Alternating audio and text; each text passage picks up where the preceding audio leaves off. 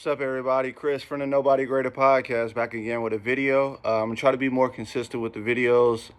I just had to get a couple issues sorted out with it.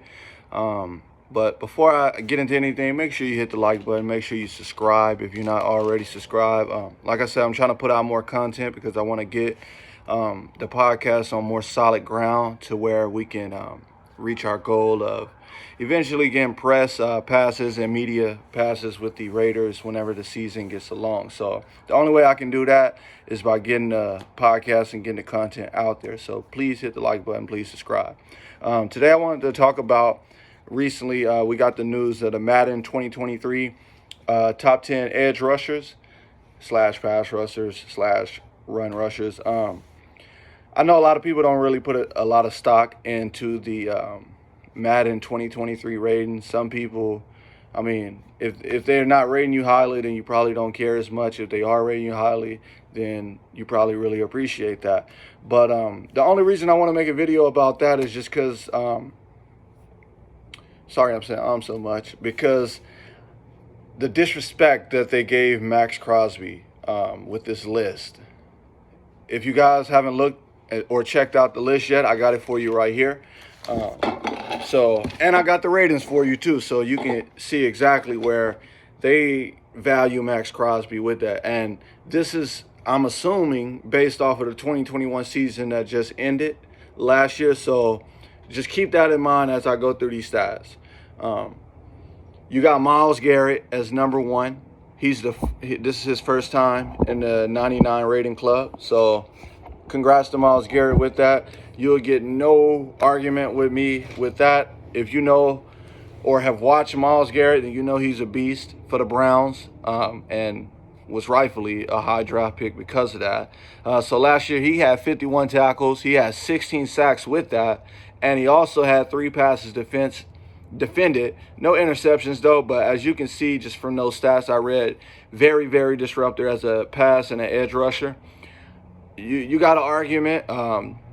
If he's better than Max Crosby is really dependent on who you ask, but he is a very, very foundational part of the Browns defense. So you get no argument out of me with him being number one right there. Also with number 2, you won't really get an argument with me with TJ Watt. He's number 2 in the list. He was rated a 96 in the game.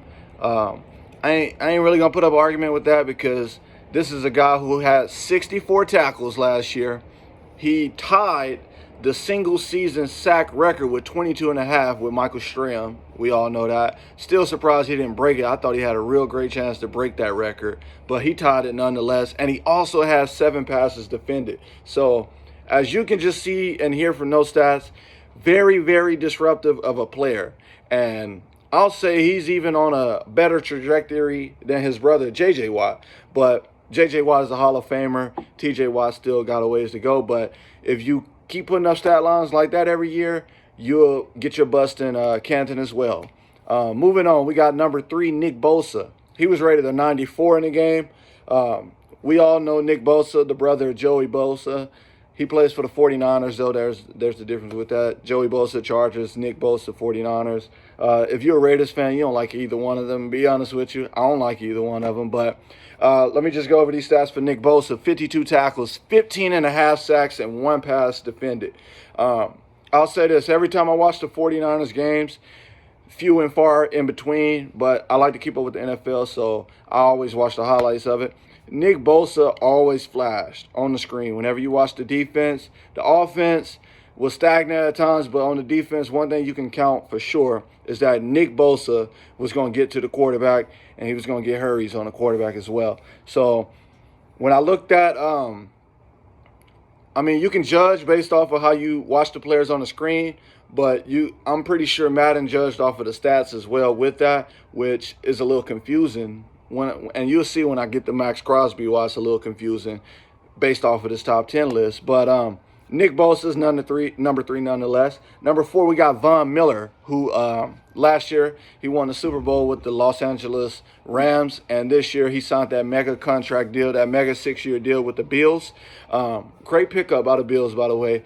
Last year he had 51 tackles. 9.5 sacks, and 1 pass defended. Keep in mind, this is coming off a stacked defense with the Rams, and this is also coming off a shared line rush with Aaron Donald and Leonard Floyd among names. So if you can just see how productive he was playing alongside those two. But I mean, your job gets a whole lot easier when you play with one of the greatest defensive players, in my opinion, of this current generation, in Aaron Donald. But that's nonetheless, they got him as number 4. Like I said, if you want to have that as your top 4, I'm fine with that. You won't get no debate out of me. But where I have an issue is with number 5. We got Khalil Mack coming in at number 5. He's rated a 92 in the game. He also, like Joey Bosa, plays for the Chargers. Last year, though, he wasn't very productive, as we have seen him with the Raiders, with the Bears. I feel like, me personally, he was too injured for the Bears.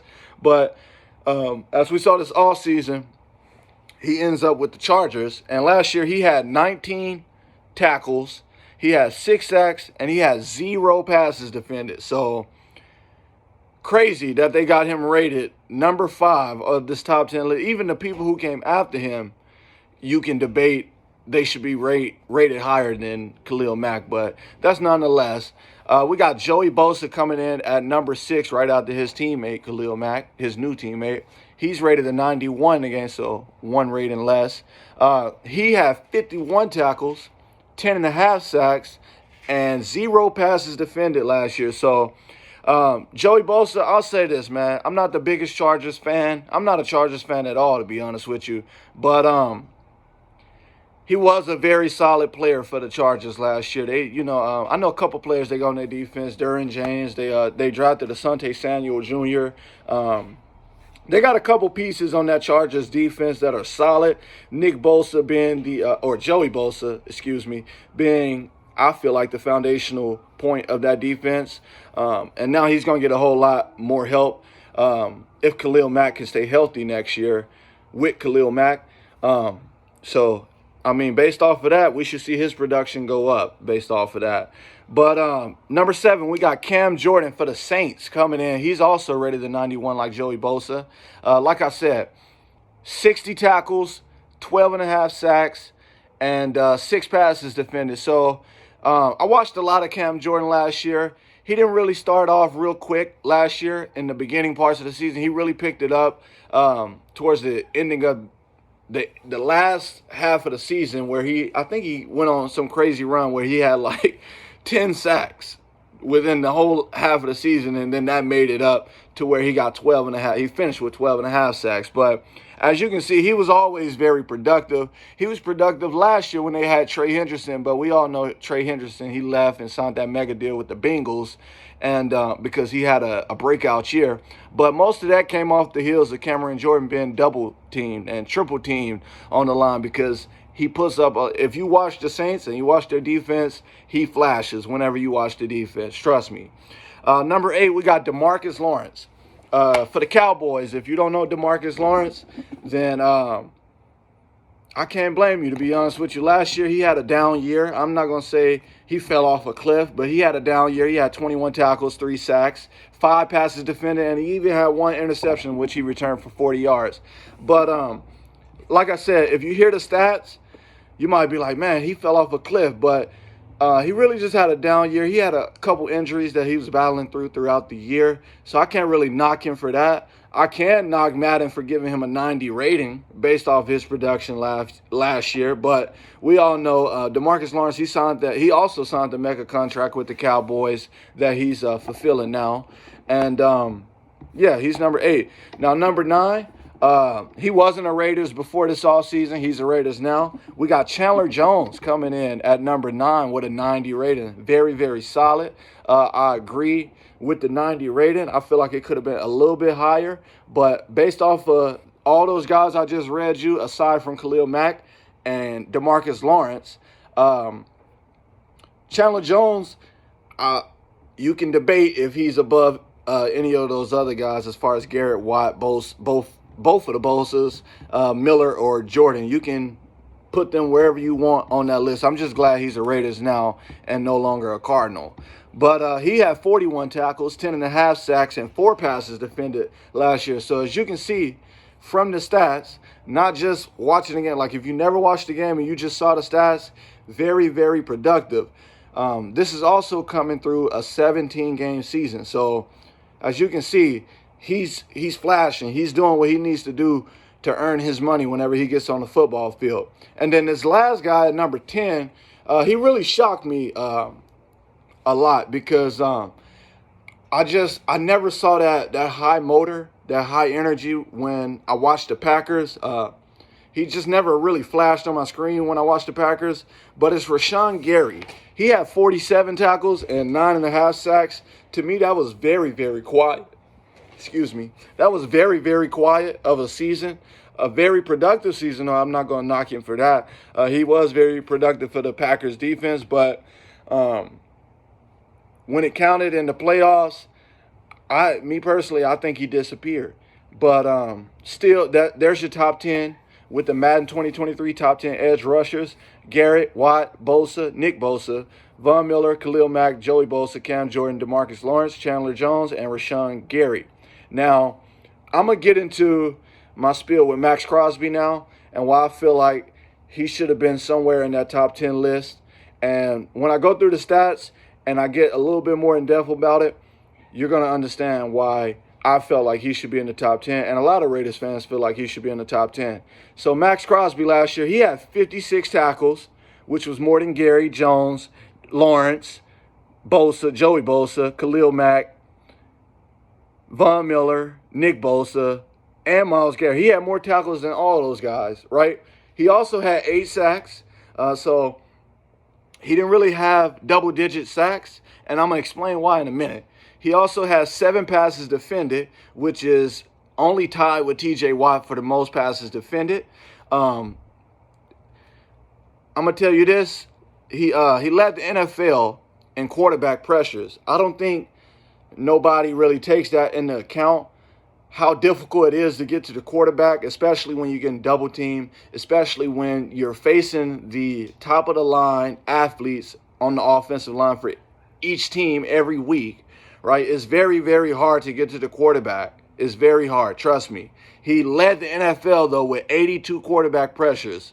I believe I saw a stat the other day that said Max Crosby is in a list of only like 3 players in the history of the NFL that got over 100-plus quarterback pressures within his first 3 years. Crazy, bruh, crazy. He also had 53 hurries. If you don't know what a hurry is, you should watch football a little bit more. He also had 53 hurries, though. So, as you can see, he is very, very disruptive as a player. And if you watch the Raiders, every game he got better. Every game he got better at getting to the quarterback, at putting pressure on the quarterback, right? And he also has caused 25 sacks through his first 3 seasons